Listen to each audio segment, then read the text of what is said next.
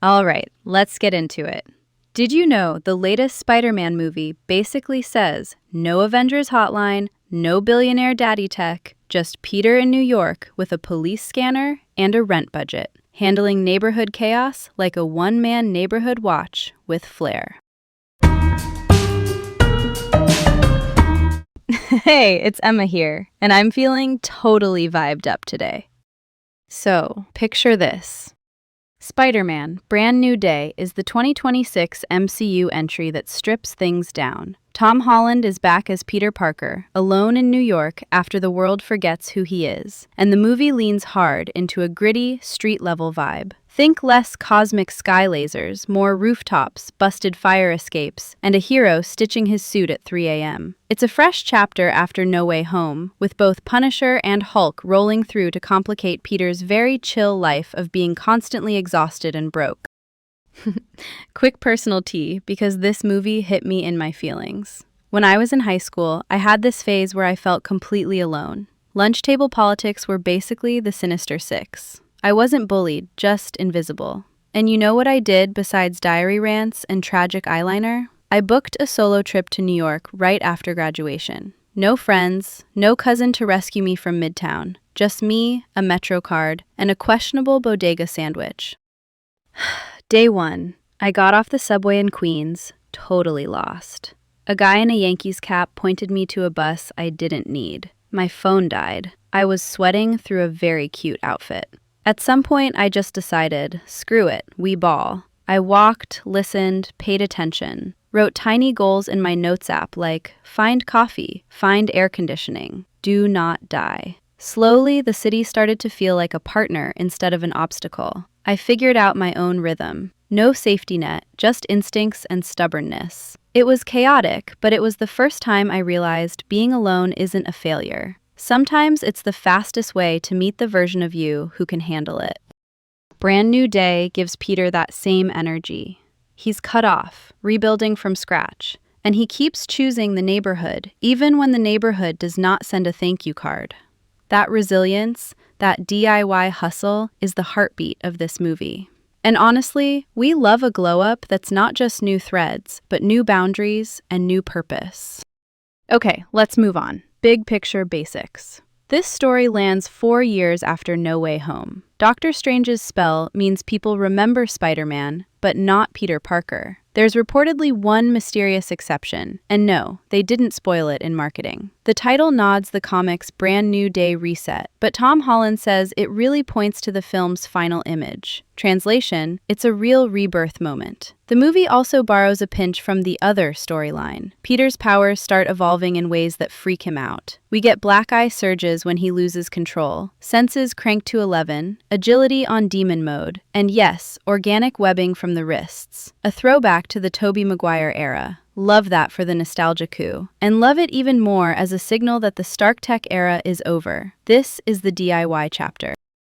The stakes stay street level by design. He's bouncing between rogues you can knock out in a weekend if you don't sleep. Scorpion is back, Mac Gargan in a mechanized tailsuit nodding to Homecoming lore. Tombstone shows up as a near-indestructible crime boss, played by Marvin Jones III. And the Hand returns with a new on-screen leader to keep the ninjas busy. The Department of Damage Control, the government outfit that polices superhuman messes, taps Spider-Man because there's an invisible threat he can sense, and he's immune to it. Love a weird sensory flex. It keeps the conflict urban and creepy without summoning a portal over Manhattan. Important people time. Tom Holland, our Peter, had way more creative input this round. He pushed for that puberty-like power evolution and a story about a hero who might need to save himself too. Destin Daniel Cretton, who directed Shang-Chi, takes the chair here. He leans into practical stunts, clean fight geography, and these gorgeous recreations of iconic Spider-Man comic covers. Think Amazing Fantasy number 15 and Amazing Spider-Man 129, the Punisher debut cover. Kevin Feige, the Marvel boss, and Amy Pascal, the longtime Spider-Man producer, steer the ship as producers. And you can feel the mandate. Do the proper Spider-Man thing. Listen to a police scanner in a modest apartment and handle the neighborhood. Now, John Bernthal, the actor who embodies Frank Castle, shows up as the Punisher, with his intensity dialed to PG-13. They get clever. Spider-Man literally webs Frank's mouth when he tries to swear. It's not just a joke. It sells their messy big brother, little brother vibe. Antagonists, then allies, never cuddly. And yes, the battle van finally makes its live-action entrance. That's Punisher's armored road rage icon, adapted to feel gritty without going full splatter. He's also living on a converted industrial barge called Golden Girl. It's like peak loner aesthetic, mobile, secretive, and a little sad. Not me, but me. Mark Ruffalo, our Bruce Banner, appears teaching at Empire State University with a gamma inhibitor so he looks human. But when the leaks hit the fan, we get Savage Hulk again. Less smarty professor, more primal nightmare. Design-wise, they even pulled his face away from looking too Ruffalo when enraged. It spikes the danger without breaking the street-level ceiling. There's a tactical moment I cackled at. Spider-Man whips out Shocker's gauntlet. Shocker's the villain with the vibro punch gloves, and uses it, yes, even against Hulk for a breath of space. That's resourceful. That's survival brain. On the home front, Zendaya is back as MJ, who's at MIT with Ned, Jacob Batalon's character. Because of the spell, they remember Spider-Man, just not that he's Peter. That ache becomes texture. Ned even built a Spidey tracker app, which is such a perfect New York touch, the city rumor mill as superhero radar. MJ has a new boyfriend, played by Iman Esfandi. He's the actor from The Mandalorian, if your brain is pinging. It's romantic angst without undoing the spell's consequences, and it forces Peter to grow without being seen. Brutal, effective. And shoutouts that make the world feel lived in. Naomi Watts voices Evie, Peter's new AI, but it's his own build, not a Stark hand-me-down. It talks tactics without swallowing the DIY vibe. Liza Colon-Zayas plays Jean DeWolf, a detective ally rooted in comics, the kind of principled NYPD energy that respects Spidey's grind. Behind the scenes, Peng Zhang, the fight coordinator from Shang-Chi, keeps the action tactile, less CG sludge, more readable movement. And they even hired choreographer Nathan Kim to invent a physical language for a possession power so it's done with body control, not just pixels. I'm obsessed with that choice.